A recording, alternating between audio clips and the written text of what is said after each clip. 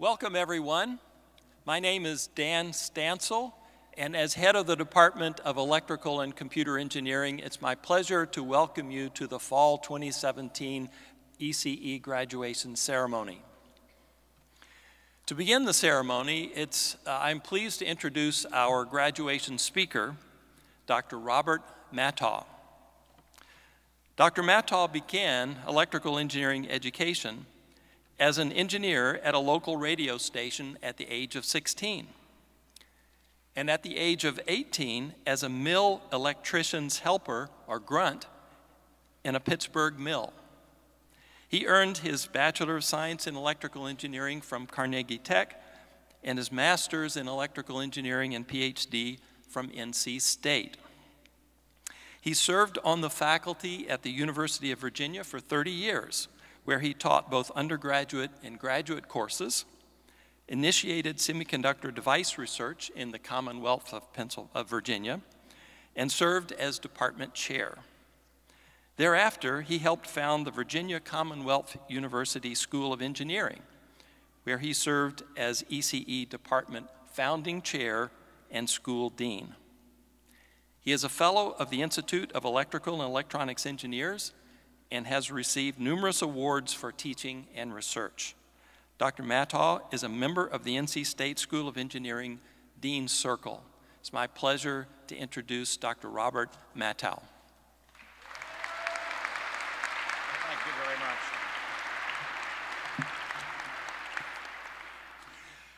Thank you very much, Dr. Stansel, and I'm going to remove my mortarboard because I feel more comfortable that way. I never taught a class with a mortarboard on, and I'm going to spend about 10 minutes talking with you, 12 perhaps, but have you ever known a professor to talk for less than 45 minutes?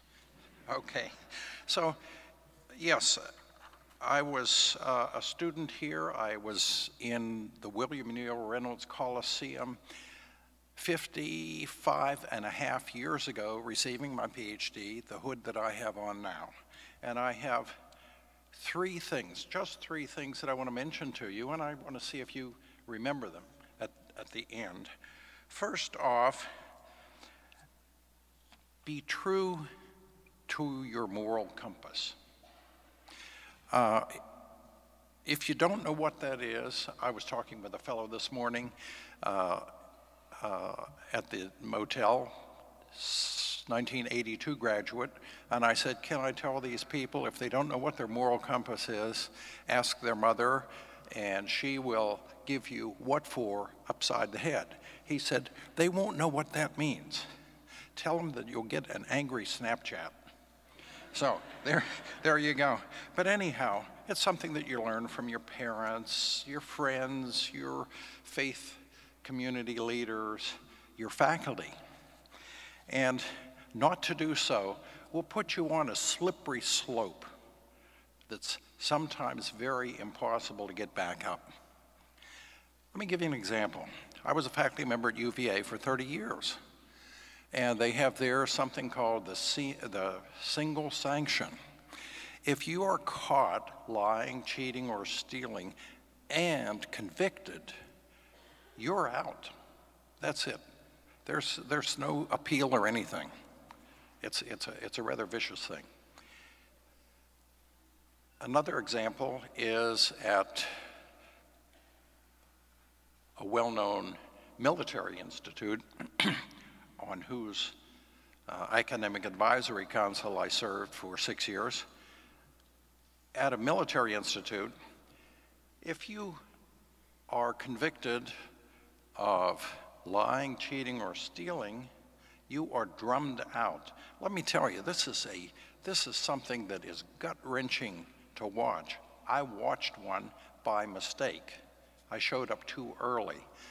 At sunup, all the students, they have a name for them, pledges or whatever, but they line up between the barracks and the gate at the end of the post.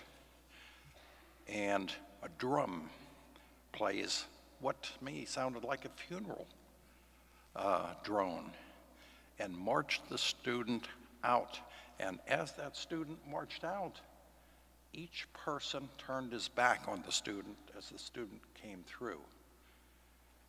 At the gate, the person had a pile of his stuff and a ticket home. That is rather severe punishment, but that's the sort of stuff that happens if you lose sight of your moral compass. Good golly, look at some of the major names in media these days, some of the problems they have. So don't ever let your moral compass get out of your sight. That's a short one, but the next one I want to mention, number 2, is concerning innovation. Now, Ted von Karman, you don't know of him. Ted von Karman was one of the co-founders of the Jet Propulsion Labs, Caltech's Jet Propulsion Labs. He had both an engineering degree, aeronautical engineering degree, and he was a physicist. Now, I don't know whether you've ever gotten that impression, but some physicists have given me the impression that they are in charge of everything and they know everything. So von Karman, after founding the Jet Propulsion Laboratories, made the comment, now this is from a scientist and an engineer. He said, scientists discover the world that exists, engineers create the world that never was. That's your job. You can do that. Let me read for you from a list of, now there are top 10 lists all over the internet, but I looked through this and I got the most commonalities, and here's a list of the top 10 things in the last century, and I want to see thumbs up or thumbs down for which of them were engineering. Radio? You bet. Internet? Doggone right. TV? Yes. Antibiotics? Depends on what your chemical engineering department's doing. Submarine? Yes. Rocketry? Yes. Automobile? You bet. Transistor to PC? You bet.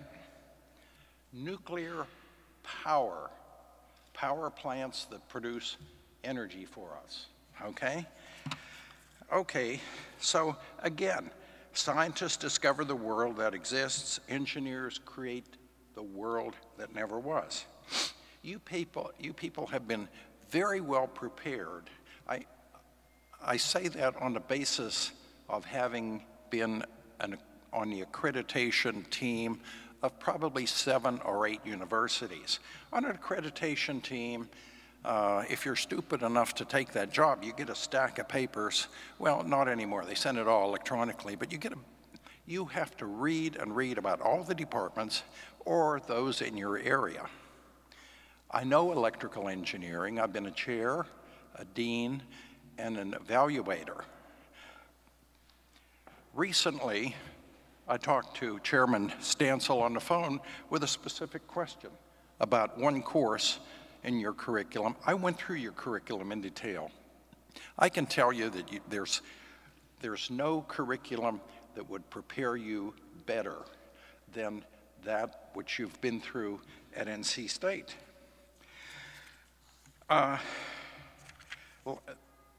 Let me give you an example of innovation from Jacob Rabinow. Now, none of you know of Jacob Rabinow, a fellow that I got to meet recently, 30 years ago. He had 229 patents, and he did magnetic storage, magnetic disks, magnetic clutch, magnetic dust clutch for computers. And he also did something called the self-correcting clock. Now, how many of you remember a watch with a winding stem? Have you ever seen one of those? Okay. How many of you know that inside that watch is a balance wheel that goes back and forth. Anybody know that? A couple of you. Okay. And that balance wheel can be adjusted in speed by means of a little lever. Rabinow asked, what is it that irritates me and what can I do about it? So he said, each time I adjust this watch, it's slow. So I pop the stem out, set the minute hand ahead a little bit. So I'm going to have that movement also adjust the speed of the escapement forward just a little bit. It was a great success, theoretically. It worked very well, but it was a flat tire. Why was it a flat tire? Rabinow sold it to his friend Benjamin Lazarus, who, as you might expect, started Benrus Watch Company. They made this thing. It was on shelves in jewelry stores, but people who purchased that watch, which was fairly expensive, weren't that interested. Why? So Rabinow said, we went in and we asked the various people who were selling, why isn't it selling? I said, well, someone comes in and says, I want to buy my daughter or my son a really good watch. Okay, here's the best one we have. Look at it, how nice it is. How much is it? Well, so many $100. Wow, what makes it so good? They said, well, when it gets slow, they said, that's it, I don't want one that gets slow. So it didn't sell. So marketing is a key issue also. And I have to tell you, Rabinow was asking, what is it that irritates me? What can I do about it? When I became an undergraduate school, well, I was teaching undergraduate school here in Daniels Hall. But whenever I went to the University of Virginia, I became concerned that because of the prescriptive nature, this was 45, 50 years ago, because of the prescriptive nature that we were using to teach circuits, to do field theory, computers, whatever. If you had any real creativity, it was pretty well beaten out of you by the end of the undergraduate curriculum. So then I would ask my students in each class that I had, please carry a little note card, like my mother would call a recipe card, a little 3x5 little thing, and list the items that you've run into that irritate you and that you have a solution for. Well, we did that for the first week, and we'd take 15 minutes at the end of the week to say, okay, who has what, which ones? And we had to adjust the understanding because people had a lot of names listed. And it wasn't people, it was things that irritated you. Now, it's important to continue this and to think about these items because you're going to get some innovations. You will get some patentable ideas. It's certainly a little bit discouraging that you'll get 75 or 100 ideas, or you get a lot of ideas, and some just won't work out. But for goodness sake, do it. Charles Kettering, who was a senior researcher at General Motors back in 70 years ago, said, in school, you must never fail, right? You were crushed if you failed at anything. Sure, I can take a look at you. But an inventor fails all the time. It's a triumph when she or he succeeds once. So, my admonition, well, and then in the Wall Street Journal just last Sunday, James Dyson, how many of you read the Wall Street Journal? Not surprised. He wrote, "Inventors rarely have unique eureka moments. We fail every day. Failure is the best medicine so long as you learn something from it." So the important thing is you people have the tools. You're well prepared. Please keep your eyes open, list those things, and have NC State list you as one of their top inventors. That's item 2. Item 3 won't take that long. Item 3 is along the same lines about inventing, but it's about you inventing your future. Be aware for new opportunities as you go through your professional lifetime. I'm sorry you're yawning. And this other guy has his eyes closed, but I believe he's truly in prayer. So keep your eyes open for new opportunities. But I caution you, don't be jumping from job to job so that you come in to apply to some person, some corporation, and say, you know, I've had a lot of experience. Would you like to hear about all the jobs I had in the last year? Because that doesn't play too well either. But keep your eyes open. You will know part of the way through your professional career, 20 years, 30 years in, you'll say, there's got to be something more than this. Well, in my case, I was doing semiconductor device research at the University of Virginia, and I was 55, and there were about 3 possibilities for deanships. Now, I have to tell you, the dean is not here, is he? The only person who should really aspire to become a dean is someone whose mother is still alive, because she's the only one who's going to care. But I looked at this deanship, and I went down to VCU, and I talked to, actually, I didn't think it was deanship. I went down to try to find out how electrical engineering at the University of Virginia could help electrical engineering at VCU get started. Well, I met the president. The president's a very persuasive and strong, powerful person, and he didn't want me to go back. So essentially, I was made an offer of a faculty position right then and there, with tenure too. And so my point here, watch what I did here. Did I say, oh yeah, I want that job? No, I said, I have to look at it. So I came back the following week, and I met with the vice president for finance, and I met with the vice president for development, several other money people. So if you're thinking of starting a new school of engineering, you've got to have resources. You've got to have money. And once I was convinced that the money was there, he said, okay, you ready? And I said, no, I've got to come back the following week. What's wrong with you? What is it taking you so long for?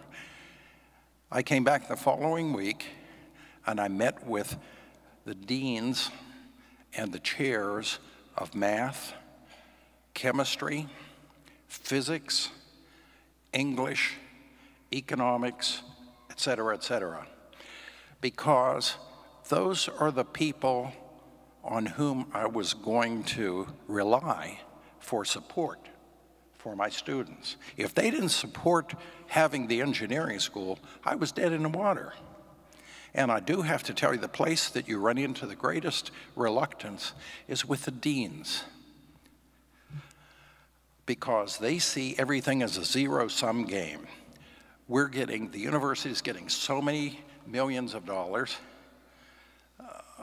Wake the guy, there you go, okay. The university is getting so many millions of dollars, it's not going to change. So if they're going to start this engineering school, it's going to come out of my pocket, which it really didn't. However, once you have the buy-in of all those people, it's probably a good bet to do it. So my advice to you is when that opportunity for something new comes down the pike, find out in detail what's going to be expected of you, what your performance is going to have to be, how much you'll have to achieve.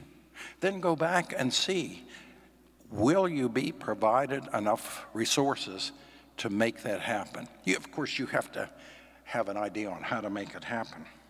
So, for me, it has been a wonderful ride.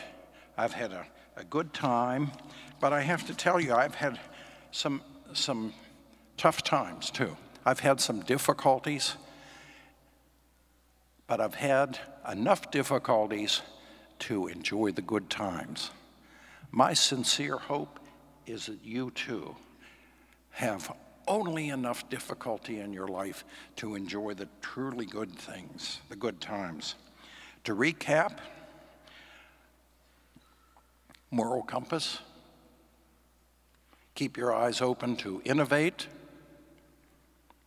and create your own future, your technical future. Now I ask you to please go out, make NC State proud, and please stay in touch, especially through the Alumni Association. Thank you very much, folks.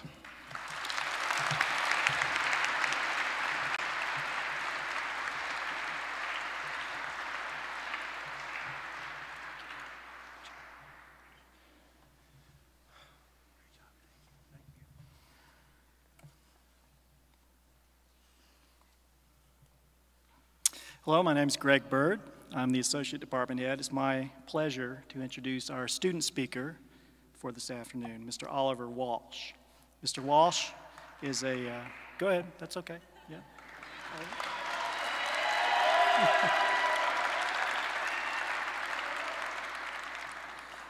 Mr. Walsh is a passionate, dedicated, and ambitious young man, apparently popular as well. He's graduating from NC State this fall in electrical engineering. He went to Weddington High School just south of Charlotte. In his spare time, he loves to snowboard, surf, and play music with his friends. Mr. Walsh came to NC State because he knew he loved math, and because NC State's engineering program was renowned. After taking Physics 2, he knew electrical engineering was the major he needed to pursue. Through his internships and the trips he took with NC State's entrepreneurial initiative, he realized his love of integrating business into engineering. After college, he will be working with Deloitte Consulting in Charlotte. Please welcome Oliver Walsh.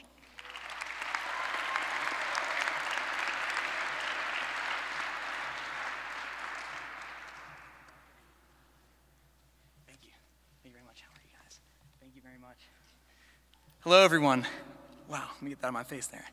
Thank you all so very much, and I really appreciate those kind words. I want it to be known that, there's no way I'd be here without all of you, here today. So thank you all so very much for helping me. So today, congratulations to all of those graduating with their bachelor's, their master's, and their PhDs in electrical and computer engineering from NC State University. And thank you to all the parents, the roommates, and the friends that we've had here along the way that have helped us. Thank you to NC State University and the College of Engineering and the Electrical and Computer Engineering program here at NC State. Thank you to all the student organizations here on campus and the Entrepreneurial Initiative and all of your wonderful staff and the trips that you offer us.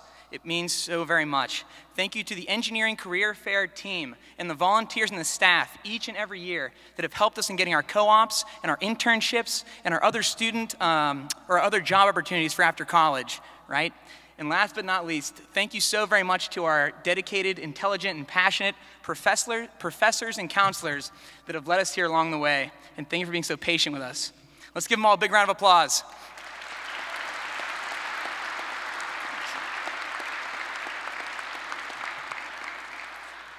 Awesome.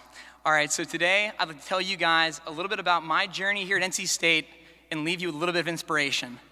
As we can all remember, whether it be 4, 6, or 8 years ago, we were all applying to NC State to get our degrees. And when my friends and I were applying, we were like, dude, we're pretty good at math, we can do the science and the chemistries, not so much myself, but we were like, NC State's obviously the clear choice because of its renowned engineering program. So we fill out the applications, we write the essays, and we submit them, right?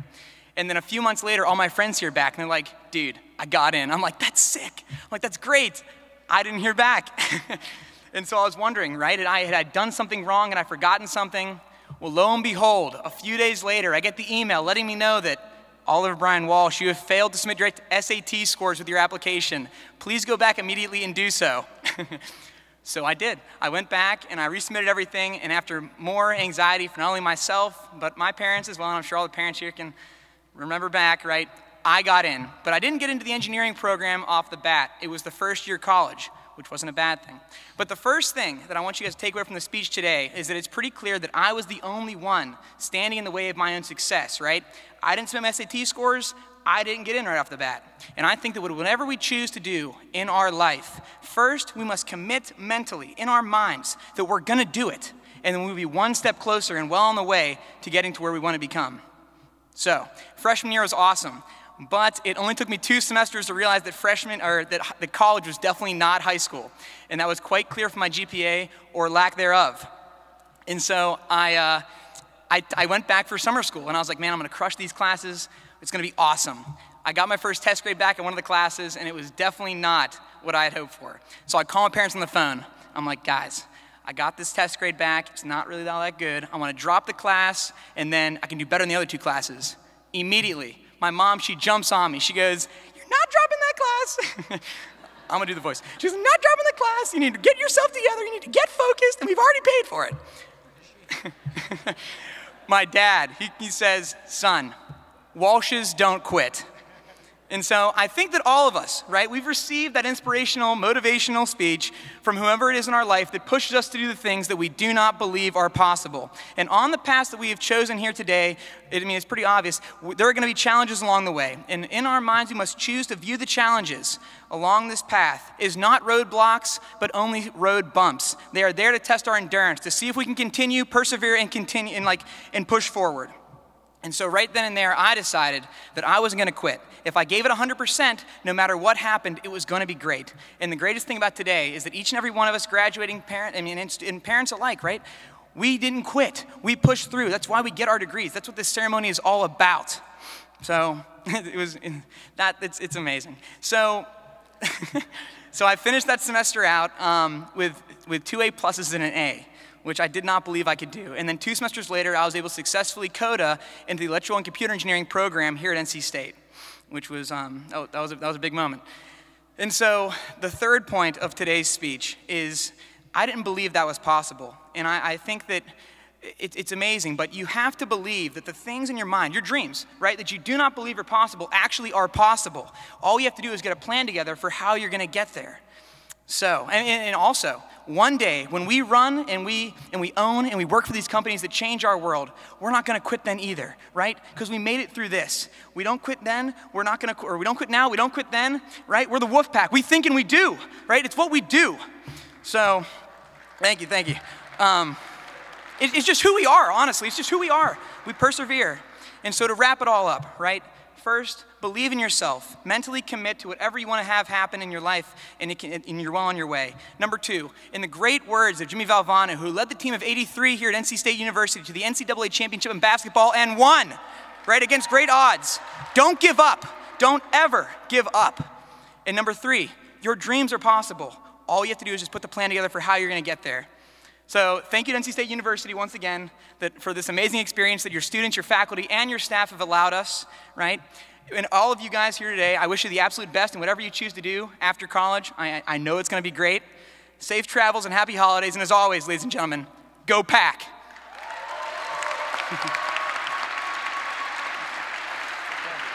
you very much. Most inspiring. Yours is better. No. Thank you, guys. I appreciate it.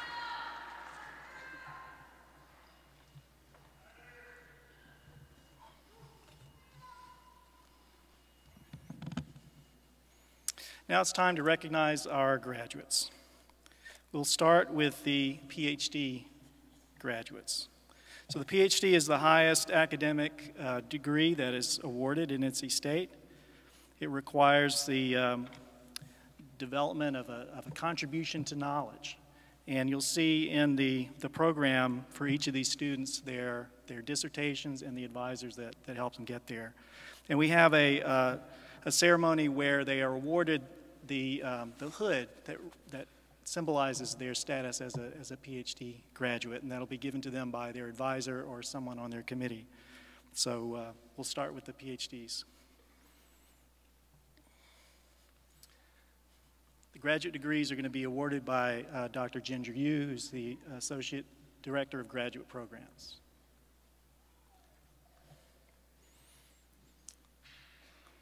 Abhinav Rajiv Agrawal, Advisor James Tuck.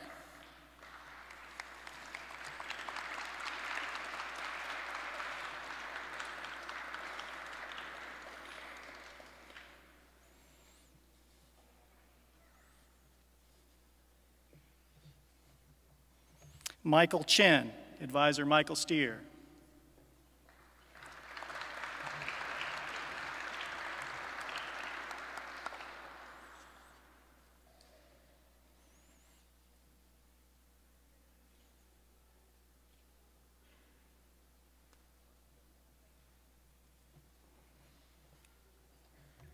Ree Gao, Advisor Iqbal Hussain.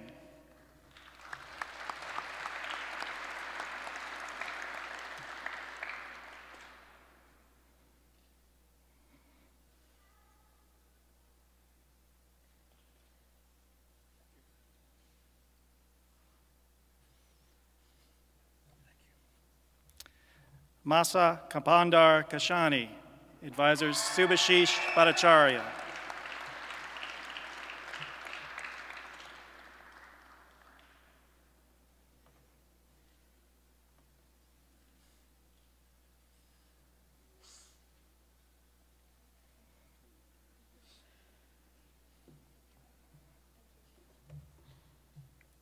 Sushun Go, Advisors Alex Wong and Winsong Yu.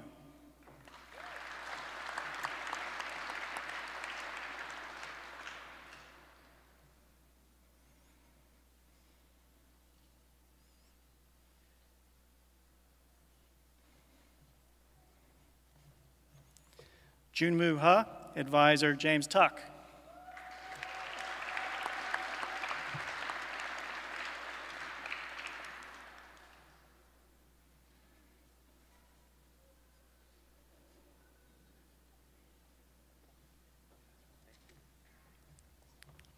Syed Asif Hussain, Advisor David McAllister and Edgar Lobaton.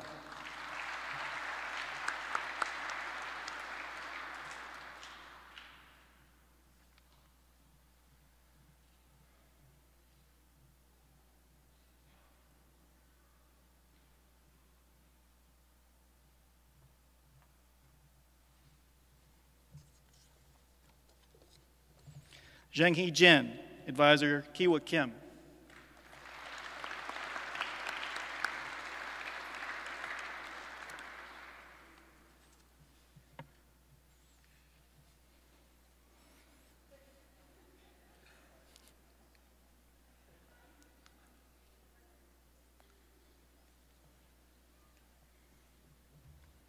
Sung Kwan Koo, Advisor Eric Rothberg.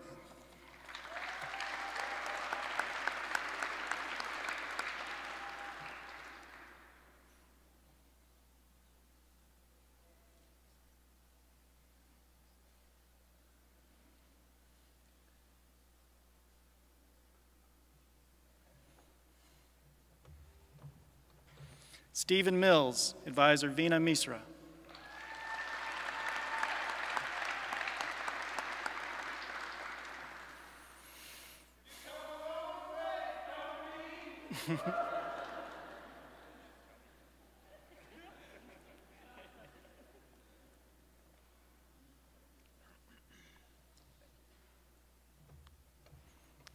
Sigit Aryo Pambudi, Advisors Wenyi Wang and Xiaogang Wang.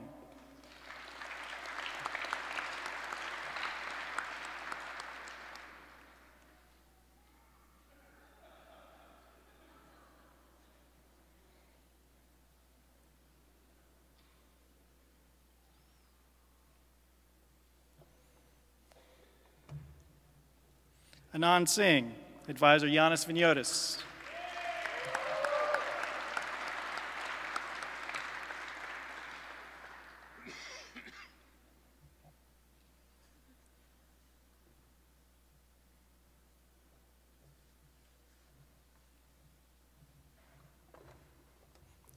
Bagus Prasetyo Wibowo, Advisor James Tuck.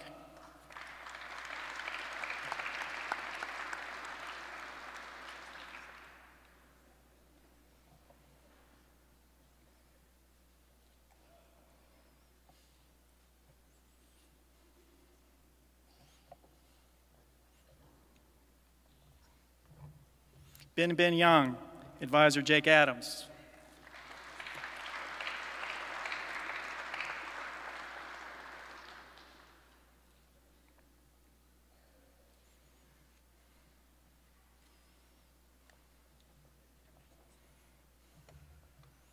Xiao Zhang, Advisor Omer Aralkan.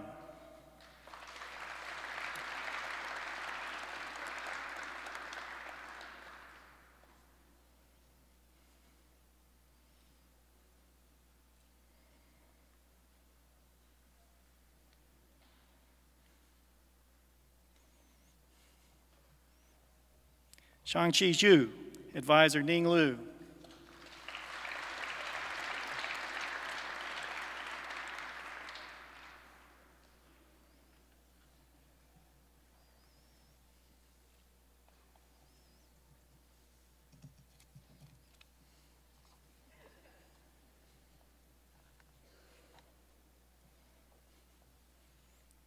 Sarah Hambridge.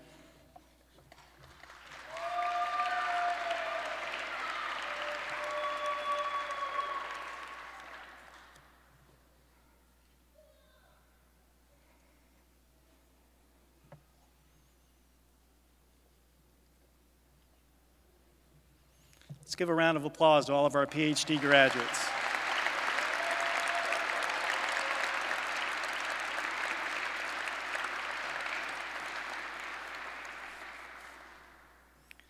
Now for our master's degrees, we will start with electrical engineering.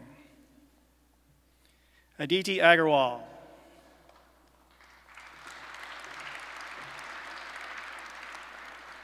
Kristen Elizabeth Booth.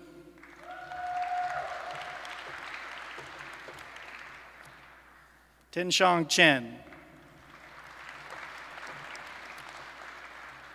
Matthew Fisher.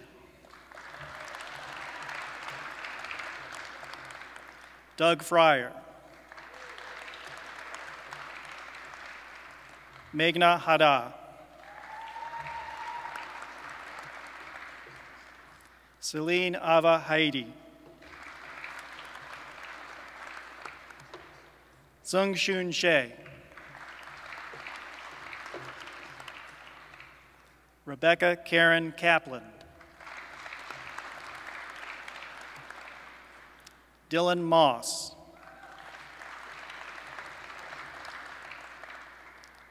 Clifford Andrew Mukler. Amit Arup Nayak. Alejandro Prieto. Lakita Ravuri.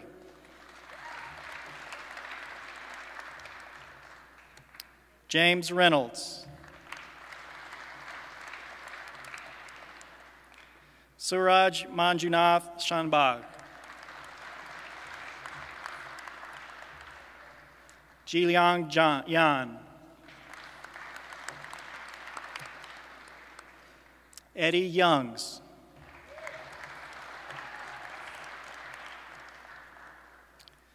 Now master's degree in electrical power systems. Shantam Shrikant Chavan.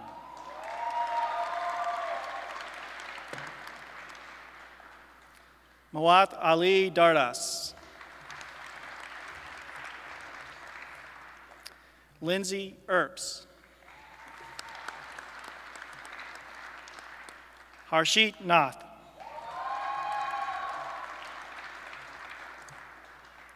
Pratyush Pasbola. Gautam Umapati Sivam.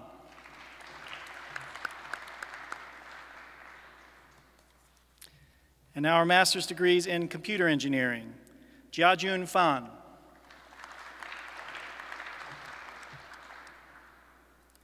Jessica Lee Ganawan.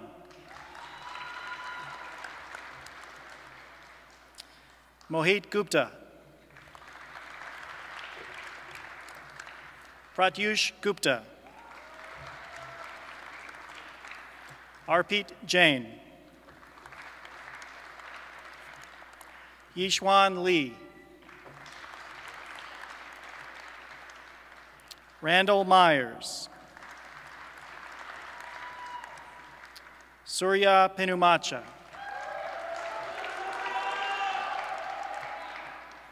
Anush Mohan Shet.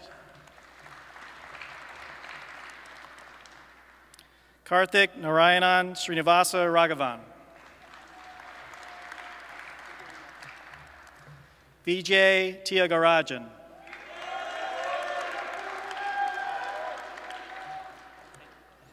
And master's degrees in computer networking.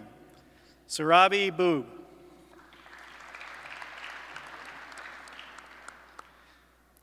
Yaswanth Kumar Mupala. Nitish Patak.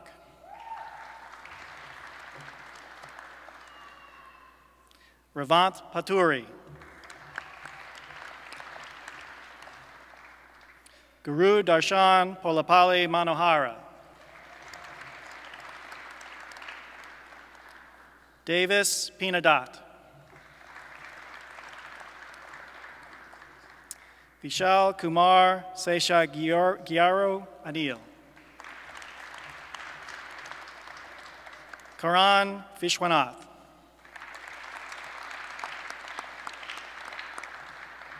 Let's have a round of applause for all of our master's graduates.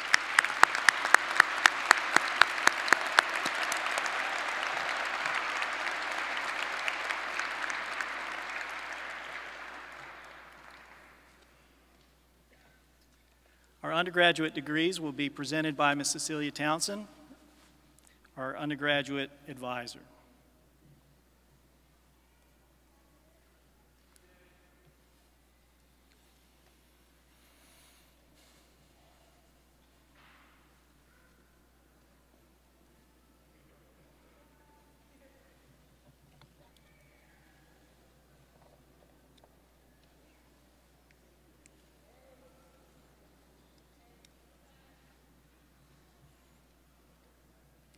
We'll begin with our Bachelor of Science degrees in computer engineering.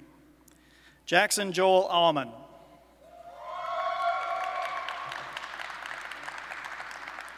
Raghav Balu. Tyler Rayan Bennett. William Edward Burdick Crow. Ian Campbell. Austin Cody Childers. Thomas J. Eagle. Fatumata Saidi Fatajo.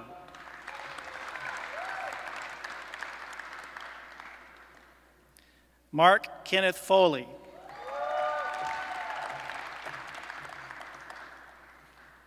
Alexander Gavrich.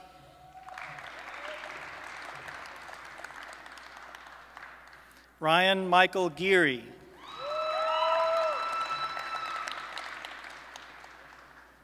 Colin Hines.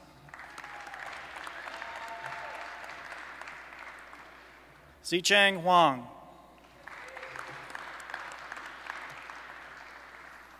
John Anthony Jefferson.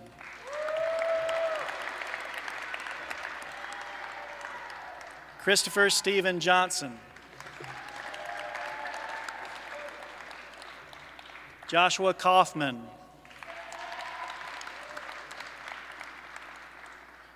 Runshe Liao.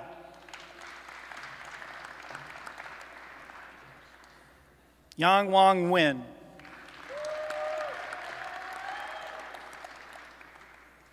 Huang Min Nguyen.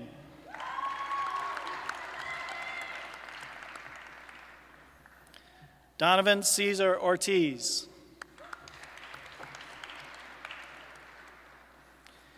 Michael R. Patel.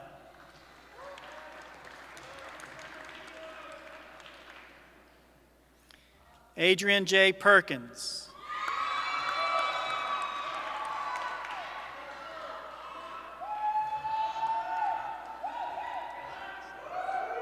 Anthony C. Ray.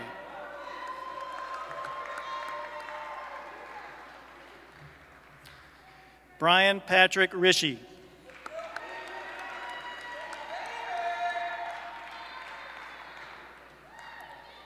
Daniel Luis Rodriguez.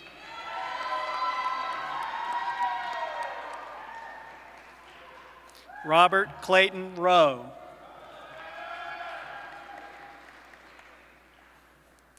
Mirnaz Sadegian.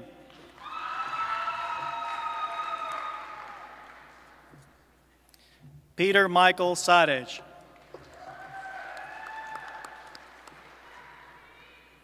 Sriram Lokesh Chori.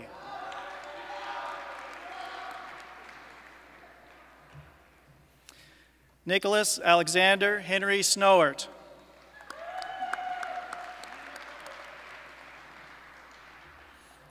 Kevin Sorn.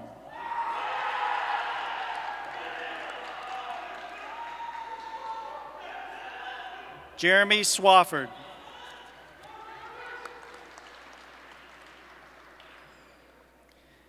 Daniel Robert Thorson Thompson.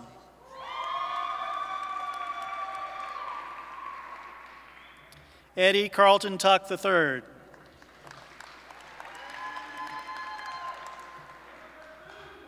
Robert Taylor Walker. Matthew Ryan Wiggins.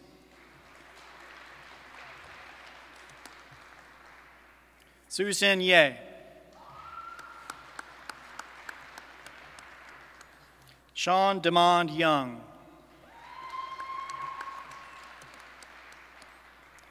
Connor Lake Youngquist.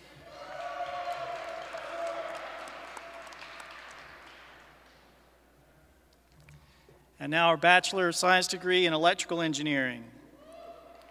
Catherine J. Ambrose.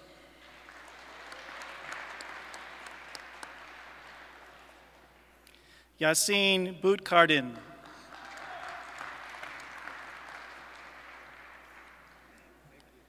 Alexandria Bruns.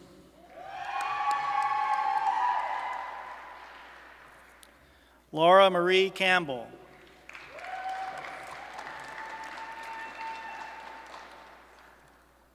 Alexander Chase Carter.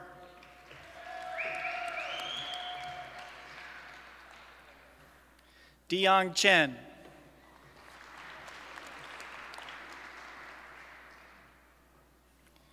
Ryan Oakes Cooper.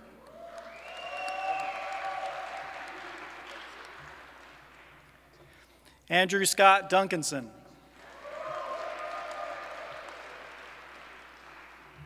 Erin Nicole Fenton.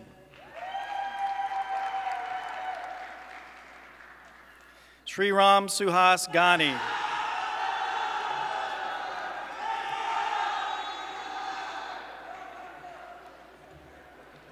Michael David Gibson.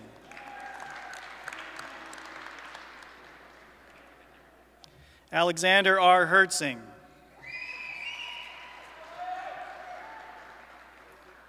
Isaac Kaplan.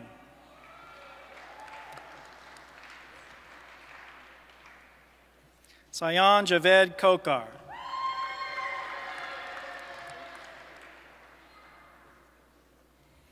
Alexander Jegorsh Nowinski.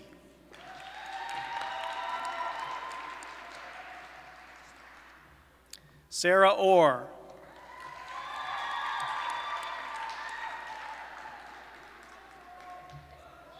Prince Patel.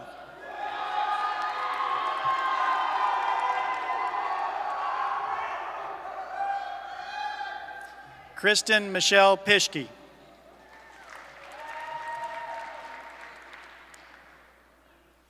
Robert Jordan Powell.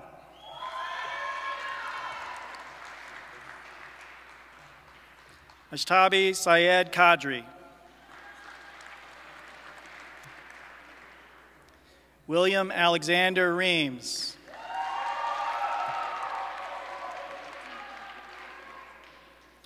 Cameron Rouse.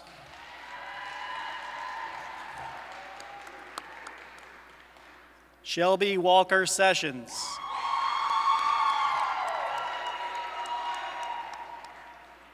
Daniel Brian Sharp.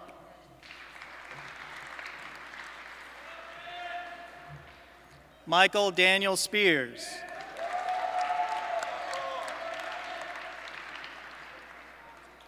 Aaron Clinton Stinson.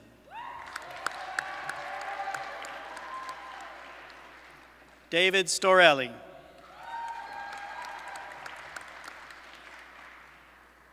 Austin Taylor Tucker.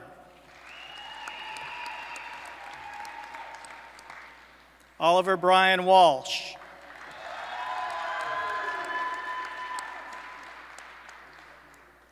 And Caitlin Marie Yingling.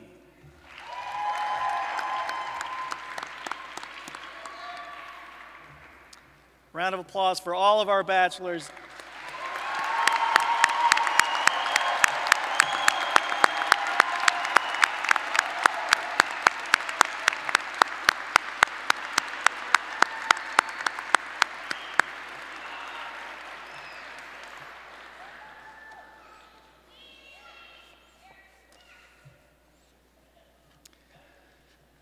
So next we'll recognize our undergraduate, our graduates, sorry, you're not undergraduates anymore, our engineers who graduated with honors. So we'll start out with the category of cum laude. These are students graduating with a GPA between 3.25 and 3.49. So as I call your name, I'm going to read them quickly. Please hold your applause. Please, I'm asking you. Hold your applause until all the names are calling. They're all standing up, then we could give them a nice round of applause, okay? So please, when your name's called, rise and remain standing. Tyler Bennett, Yassine Butkardin, William Burdick Crow, Laura Marie Campbell, Austin Childers, Ryan Cooper, Alexander Gavrich, Michael Gibson, Alexander Hertzing, Jichang Huang, Christopher Johnson, Cheyenne Kokar, Donovan Ortiz, Hanil Patel, William Reams, Kevin Sorn, Eddie Tuck, Austin Tucker, and Oliver Walsh.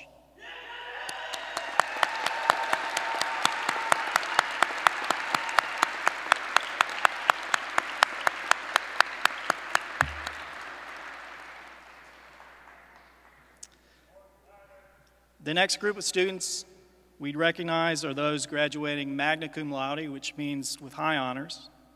These are students with a GPA between 3.5 and 3.74.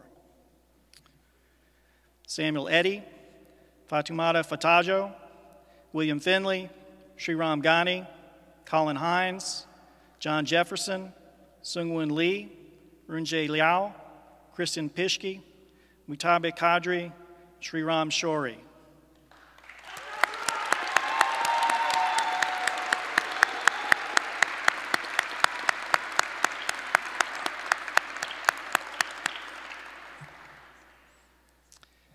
And our final group are those graduating summa cum laude, which means with highest honors.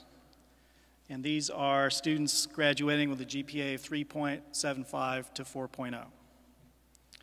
Catherine Ambrose, Raghav Balu, Alexander Carter, Ryan Geary, Jiang Nguyen, Huang Nguyen, Alexander Novinsky, Michael Patel, Mernaz Sadegian, Daniel Thompson, Lily Vong, Sushin Ye, and Caitlin Yingling.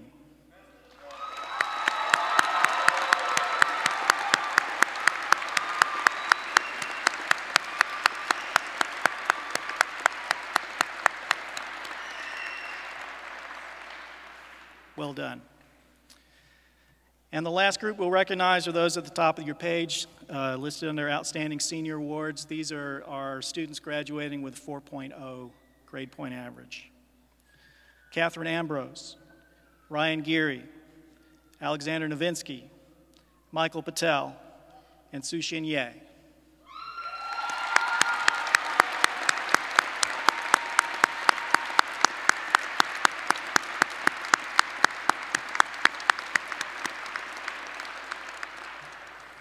Congratulations, graduates. Dr. Stansel.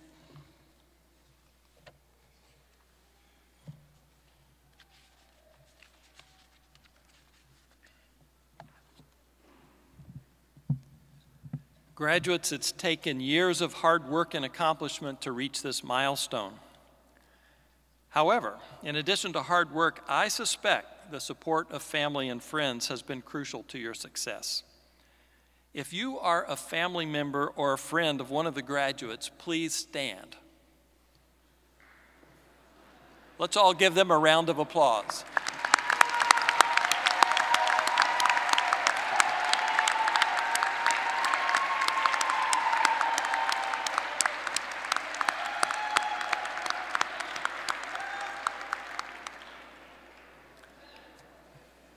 As you might imagine, a complex event like this never takes place without a lot of hard work behind the scenes. I would like to thank our staff and student volunteers, especially Ms. Ashley Rose and her team, for all the planning and hard work. If you are a member of the volunteer staff or students, would you stand up, raise your hand, or just let us know who you are? Okay, thank you.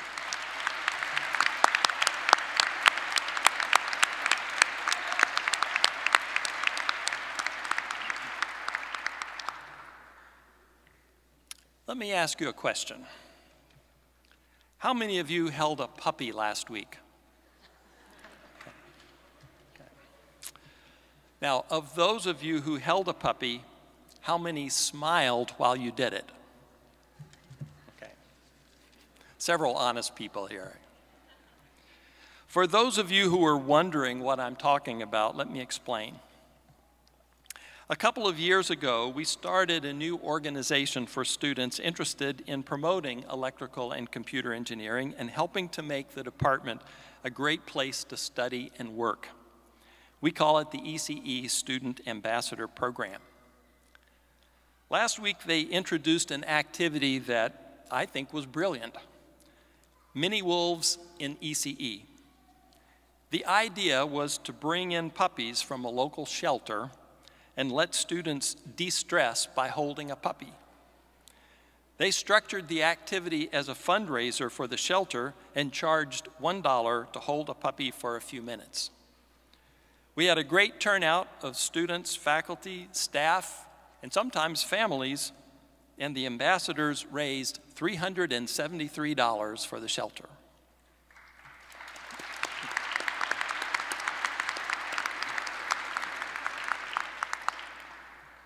I don't know if there is any research indicating that you do better on exams after holding a puppy, but I'm quite sure that the activity generated a lot more smiles than is usual during final exams.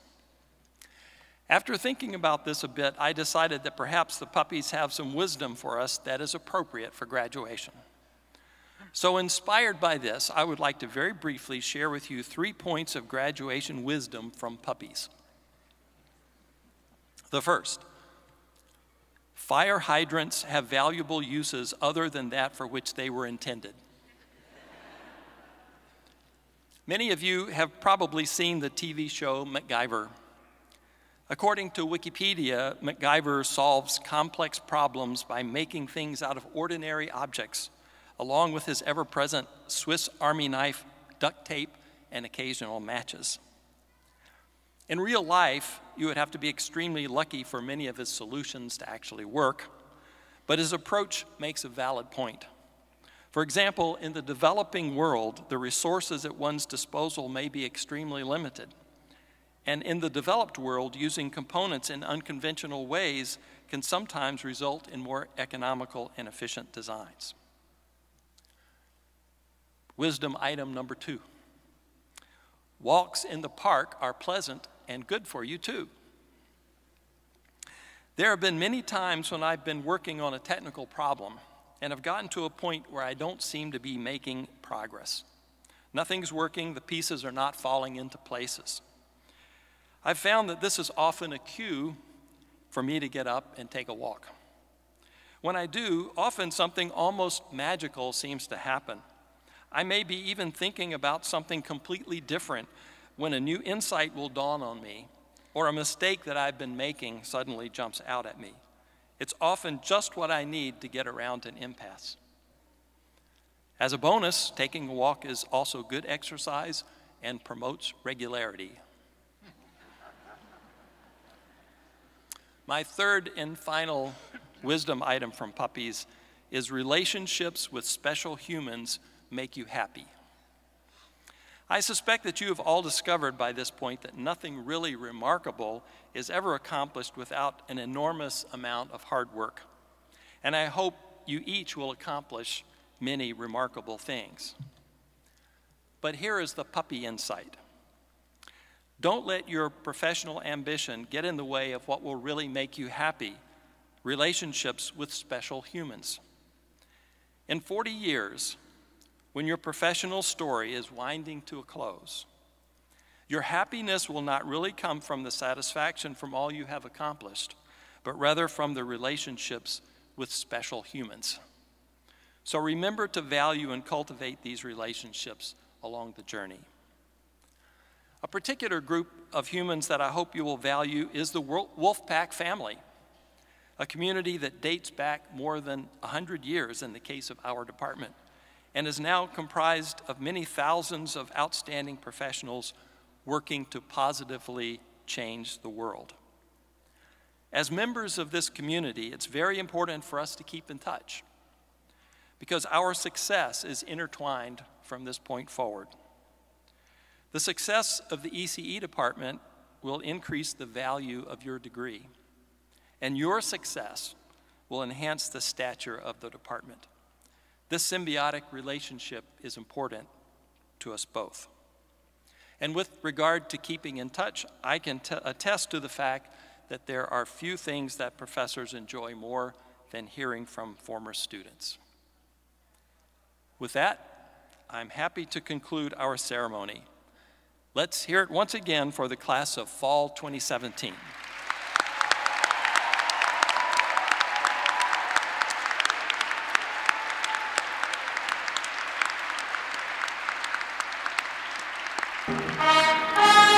I'd like to ask that you all remain seated while the faculty recesses, and then I would like to ask the guests to remain seated while the graduates recess. Thank you.